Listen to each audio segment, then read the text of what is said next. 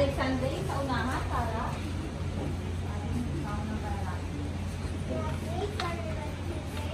Yes, we are.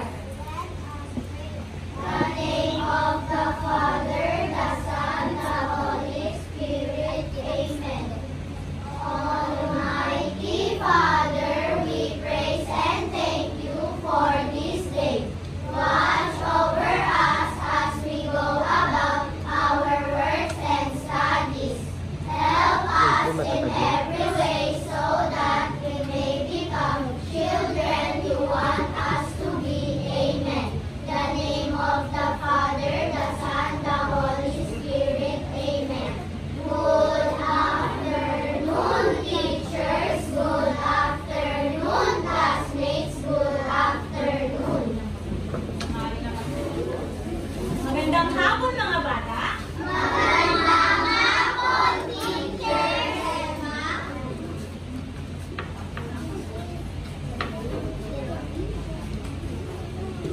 Handa na ba kayong lahat para sa bagong aralin natin ngayong araw? Kung gayon, ako nga pala si Teacher Gemma, ang inyong magiging guro sa science. Okay, sisimula tayo. Nakikita niyo ba ang mga larawan sa ulahan? Okay, ating suriin, obserbahan kung ano nga ba ang inyong mga nakikita sa larawan. Unahin natin ang pangunang larawan. Ano po ang nakikita ninyo sa larawan? Araw. Ano pa?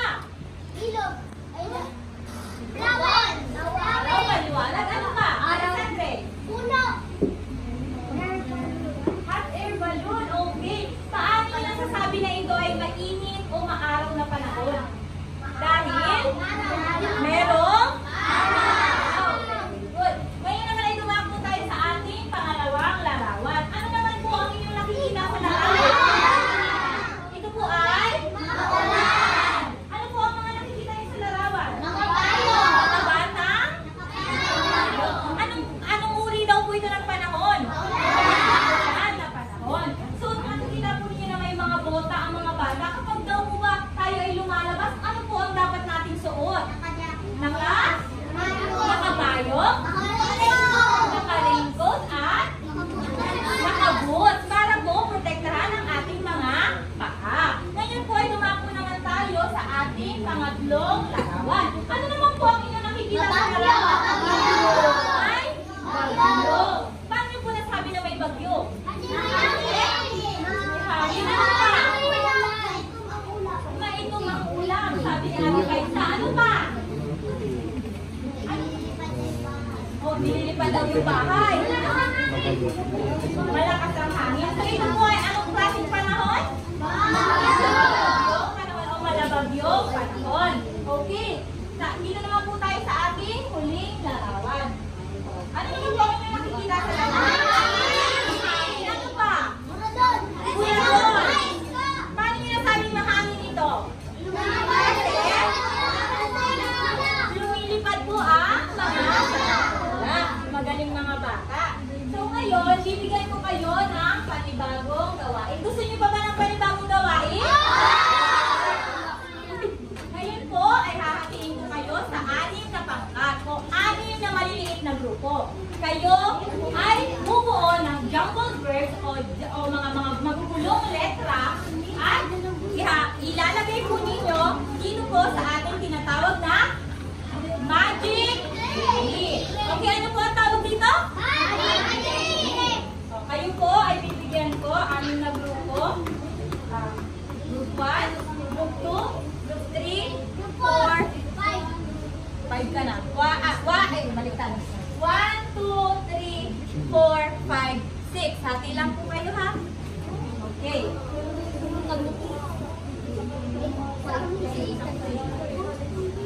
Paunahan yung makabuo ha. 5. Sige na. Paano nyo na buksan ang mga jumbled letters. At pag nalaman na po ninyo kung anong letra o salita ang nasa loob, ay maaari nyo na ang ilagay kung saan ito nararapat. Go!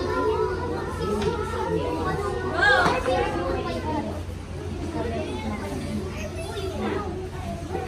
Ilagay na po sa unahan. Pabili na po na po.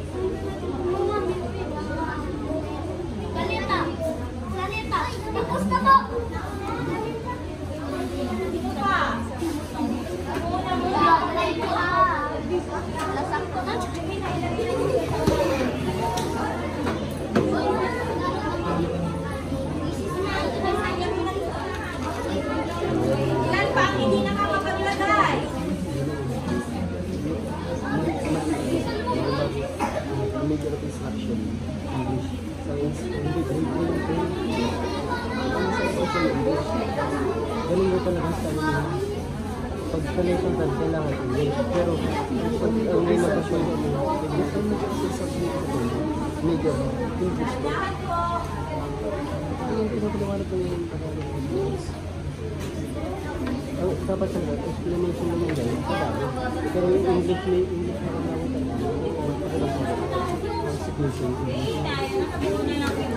Sino pa?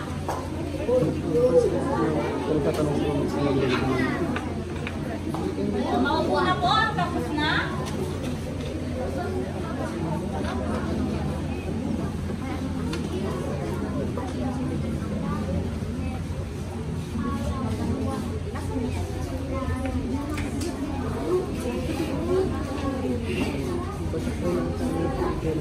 Okay, palakpakan po ang bawat isa.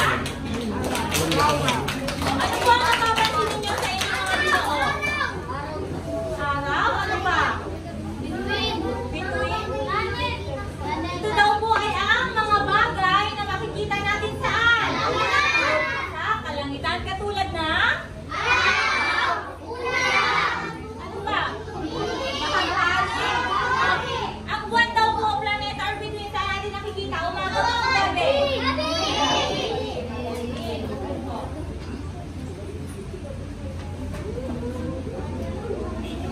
Ngayon naman mga bata, kayo ay aking papangkatin sa tatlo. Ang group 1 ay ang Eagle, Maya at ang Owl. Ngayon, maupo muna po. Maupo ang mga bata. Tumingin kay teacher. Ngayon po ay kayo ay bibigyan ko ng kanya-kanyang brown envelope na nilaglalaman ng inyong activity sheet. Basahin po mabuti ang panuto at layunin ng inyong gagawin. Bawat grupo po ay meron ng kagamitan na nakalagay sa kanya-kanyang mga envelope. So bago natin simulan ang inyong pangkatang gawain, maaari po ba natin basahin ang mga gabay sa pagsasagawa, mga gabay sa pagsasagawa ng gawain.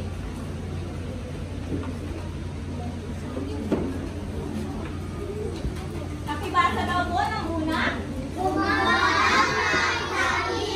Bakit daw po natin kailangan gumawa ng tahimik? Para makakonsentrate. Pangalawa?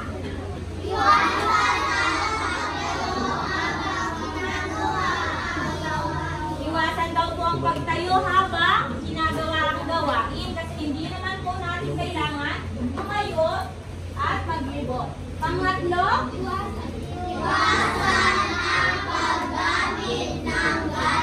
Bakit naman kailangan natin iwasan ang paggamit ng gadget? Kasi hindi naman po ito kailangan sa ating gagawin. Ang pang-apat po ay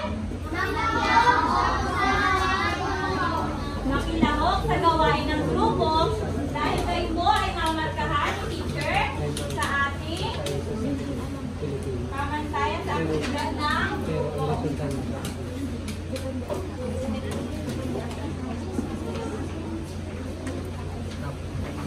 Tapos depende din sa angle.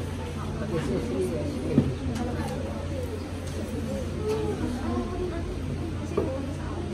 Kayo po ay mamarkahan, unang-una sa katumpakan, sa presentasyon ng bawat grupo, pagtutulungan at nasa takdang oras. Kayo po ay bibigyan ko lamang ng 5 minuto bawat grupo o lahat kayo ay dapat matapos sa takdang oras. Paasa na po ang leader ng group 1, Eagle. Okay, group 2, Maya. At ang group 3 na sige po, lumipat na dito ang group 1, group 2, and group 3. Maaari na po kayong magsalimag. Simula. Group 2.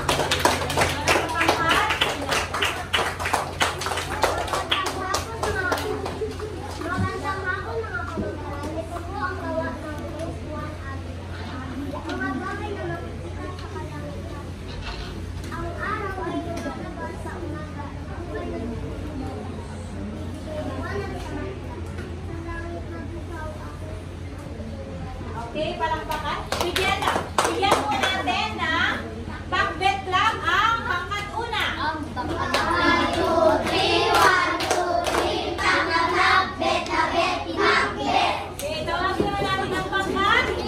Dalawa, para sa kanilang presentasyon. Group 2. Ay po, sila.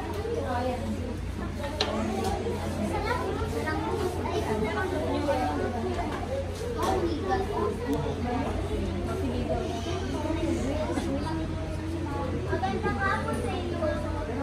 Ito po ang gawa ng Pokemon.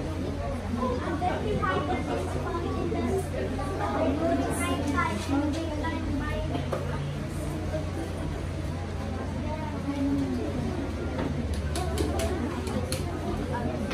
Mga bagay na hinito sa kalangitan ng paggabi. Gusto na po sila letter 1, bulalakaw, 3. Mga bagay na hinito sa kalangitan ng paggabi. Bahagari, bukaw na langit, araw tulak. Okay, bigyan naman natin ng Macho Club ang pangkat dalawa. Go! 1, 2, 3, 1, 2, 3, macho! Okay, tawagin naman natin ang pangatlong pangkat para sa kanilang presentasyon. Good morning, classmate. Good afternoon. Good afternoon, classmate. This is the work of Group 3 out. Nabubuo ito mula sa tubig na sumisingaw mula sa dagat, lawa at ilog at maaari na gala ng ulan. Ulap. Nagbibigay ng liwanag sa umaga at piling pinakamalaki na bagay sa ating araw. Pangatlo.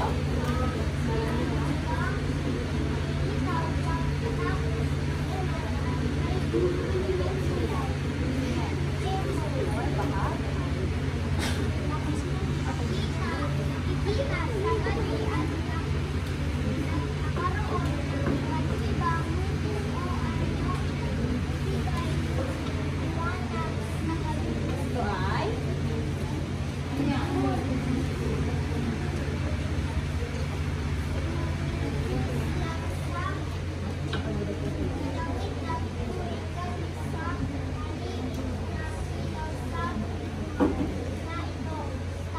okay, palakpakan natin ang Group 3. Bigyan natin sila ng very good clap. Go!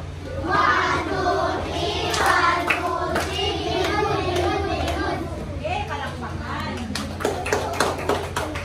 Bigyan natin ang gumagawa ba ng pangkaluna ang kanilang ginawa na pangkatang gawain ko. Lahat ba ng sagot ay tama? Okay, bibigyan natin ng 5 points ang pangkat una sa kanilang katumpakan. Sa presentasyon, maganda ba ang pagka-present ni Kuya Alexandre? Okay, bibigyan natin siya ng 4 lang. Okay, next ay ang pagtutulungan. Lahat ba kayo ay nagtulungan? Opo, isa lang.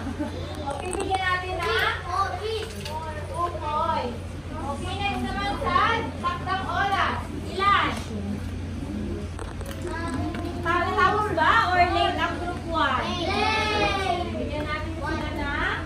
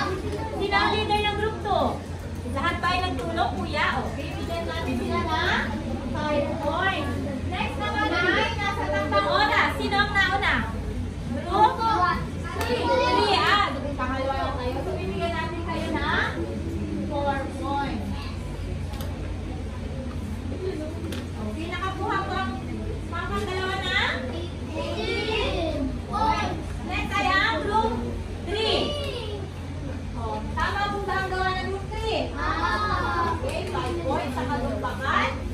Sa presentasyon, ay, ang hina daw ng boses ni? Okay, ilan ang ibigay natin kay Ken? Ay, ilang. Okay, next naman sa pagtutulungan. Lahat po ba ay nagtulungan? Ma! Isa lang daw. Isa lang, okay. Bigyan natin ng 3 points. Okay, nasa tatlong oras. Sila po ang pinakaunang natapos. So, sila ang makakakuha ng 5 points. Nakakuha po sila ng total of 6 points.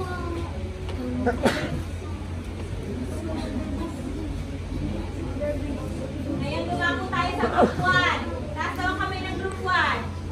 Okay, ano po ang mga magagandang bagay na nilikha ng Diyos na may liwanag at nagbibigay sa atin ng lakas? Group 1? Araw. Ano pa? Nilikha ng Diyos? Ano? Liwanag lang po. Sa umaga lang. Bahaghari. Saan po natin bahaghari? Tuwing? Ay, umuulan daw na mainit. Ngayon sa group 2. O ano naman daw po ang magagandang bagay na ibinibigay sa atin ng mga likas o natural na bagay na nakikita natin sa kalangitan? Ano po? Ano daw po magandang na ibibigay nito sa atin? Kunwari po araw. Ano ba nagdulot sa atin ng araw? Nagbibigay ng ang araw na liwanag. Ano pa? Nagpapainit daw sa ating katawan. Okay. Ano pa? Kapaitin. Sa?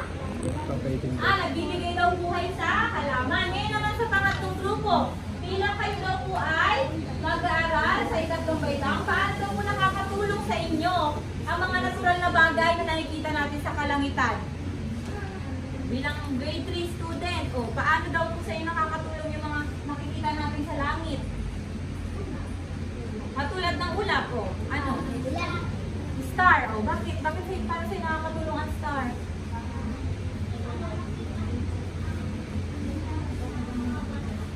Para daw makita ako. Patricia.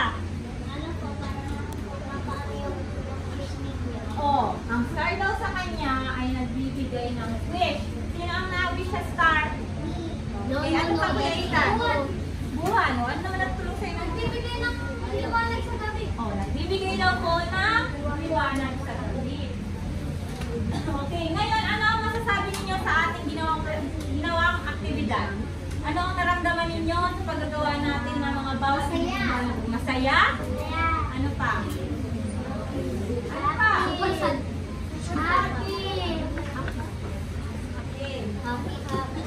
Okay. Ngayon po, alam niyo naman na ang mundo o ang ating kalawakan, ang ating kalangitan ay biyaya ng Diyos. Napakagandang pagmasdan ng araw, buwan, ano pa? Ulap, bituin, mga planeta. Ngayon, nais ni Teacher dagdagan ang inyong mga kaalaman tungkol sa mga bagay na nakikita natin sa kalangitan. Okay, meron po si Teacher dito inihanda na model o modelo ng mga bagay na nakikita natin saan? Sa kalangitan! Mga kalsada!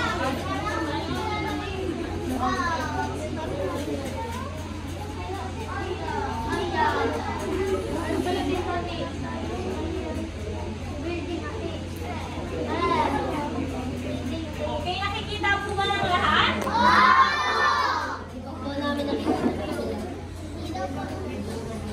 Nakikita? Wait lang. Ayan, nakikita na po ba ng lahat? Ano po ang nakikita niyo sa larawan?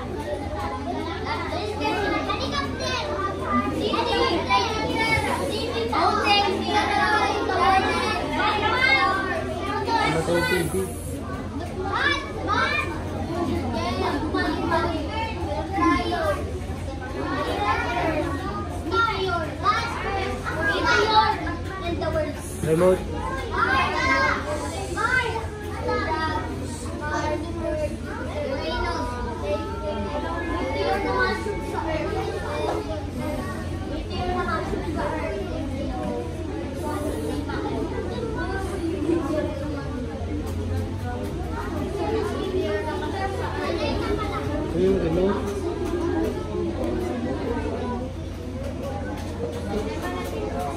Okay, ma'am.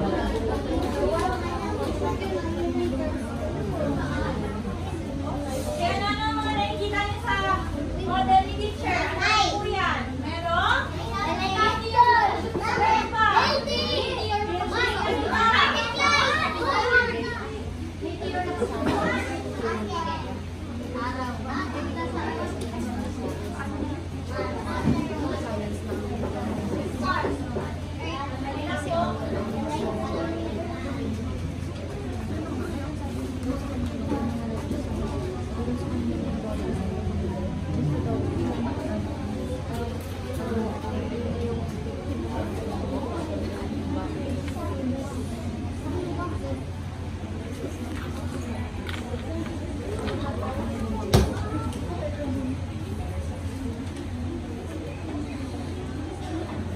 Okay, nakikita ko ba lang lahat?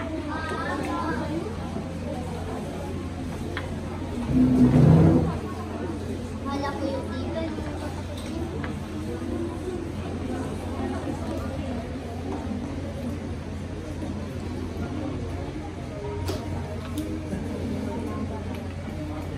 Sa laptop yan. Okay.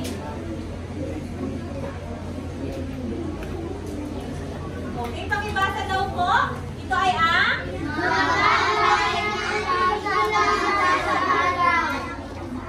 ang unang po natin ay ang saan ang araw. Ang saan daw po araw ay isa sa pinakamalaki or pinakamaliwanag or pinakamainit na bagay sa langit tuwing umaga at hapon. So karamihan po ito po ay isang malaking bituin na nagawa saan? Gawa po saan ang araw? Mainit na gas. Okay. Para po ito isang malaking apoy. Gusto niyo malapitan ng araw? Nasaan ang araw? Yun, ito po ang araw. Okay. Bakit naman daw po mahalaga ang araw? Ito ay nagbibigay ng liwanag sa atin. Okay, next po. Bakit ang mahalaga ang araw? Dahil ito po ay nagbibigay ng liwanag. Ano pa? Nagpapainit po sa ating mundo. Tumutulong po sa mga halaman. Saan?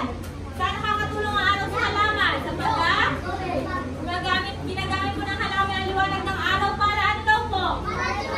Para tumaan, para lumaki or katawag natin ang photosynthesis. Nakaka-apekto din po ito sa panahon natin simula umaga. Ang sunod naman ay ang ulap or cloud. Sa model po ni teacher, nasa ng ulap? Nasa? Ang ulap po ay nasa? Taas. O, pwede rin dong may ano? Eroplano. So, ang ulap daw po ay nabumuo mula sa tubig na galing saan? Galing daw po sa dagat, lawa at ilog. O may iba't ibang uri din daw po ng ulap tulad ng ulang sirus. Ano yung sabihin ng sirus? Ano sa laptop? Maninipis at mahimol-mol na ulap. O ano naman daw po yung cumulus? Ano yun? Nakakapal na ulap. Very good si Kuya. At ang stratus ay isa sa nakakapal at kapag madilim ito ay nagdadala ng ulan.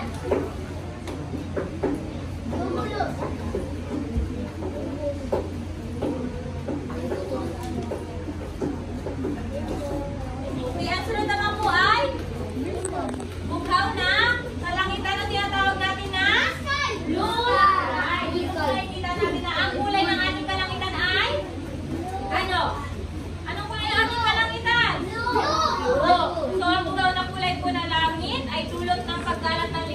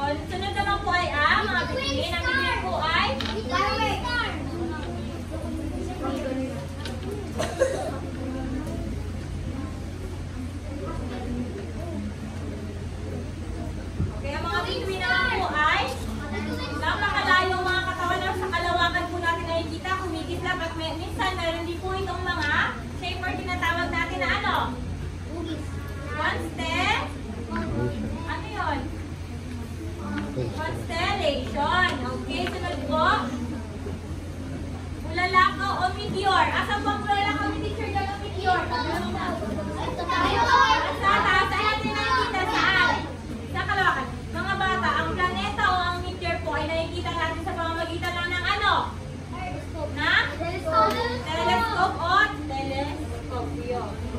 Okay. Ngayon, gusto nyo bang makarinig ng isang kwento? Okay. O ating basahin at pakinggan. Magkahiling ko.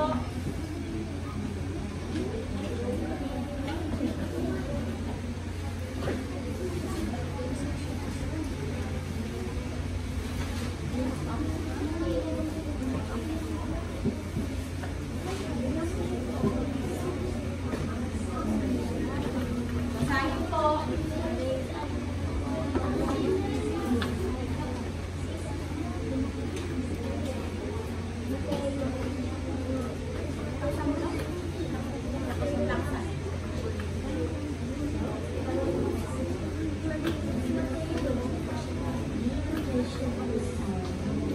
Banana chips, maalat na matik, at natural na inumin tulad ng pipino at kalamansi juice.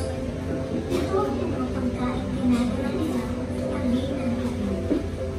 Ngunit isang gabi, pumunta siya sa pagiging ng magpunta sa ilang mag-isa. Habang naglalakad sa maliit na daan, wala ang isang ng tsinelas. Hindi na ito mahanap sa dilim at nag-alala siya, akasya na ito. Hindi niya alam na naroon din sa lagay niya. Nakapagnak, Aliwa, tumulog ang halaman. Sabi ng lagay, pagkasama niya hinalat ang tsinelas at nalagpuan ito sa ilalim ng mga dahon. Habang pauwi sila, sinabi ng Mateo, Hindi ka dapat naglalakad mag-isa sa gabi. Baka mapahamak ka. tumingin si Alea kay Mateo at nagpasalamat. Salamat, Mateo, hindi ko kaya maglakbay ng mag-isa.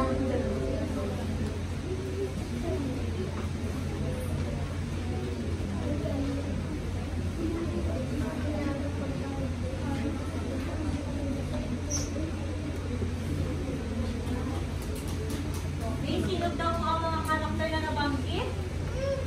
Sino sila? Sila ay sina? Leo? Alea! Sino pa? Okay. Oh. Saan po sila mahilig maglakad? Saan? Sa madilim na? Okay. Ano daw po ang nangyari kay Alea isang gabi? Ano daw po nangyari sa kanya? Nawala yung kanyang? Sino daw po ang tumulong sa kanya? Leo. Very good. So, ano daw po yung mga kinakain ni Mateo na mga gulay? Okay, banana? Banana chips. Ano pa? Pipino? Ano pa? Vegetable ano? Mani? Ano mani? Peanut? O ano? Ano pa? Okay, bilangin po natin. Okay, ano nga po ginagamit natin para pagsama-samay ng mga bilang? Plus. Okay. Or? Addition. Okay. Pagpapalasin po natin, ilan po? Ano po ang sign na ginagamit natin sa pagbubuo ng bilang or pagkasama ng bilang?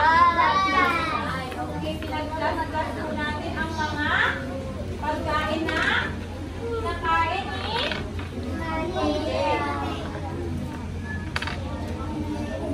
Okay, ano daw po yung naiintindihan yung lesson o aral sa nangyari kay Alea? Ano? Nawala. Ang lesson nga ang nagulong natin doon sa nangyari sa kanya? Pagtulong ni Mateo.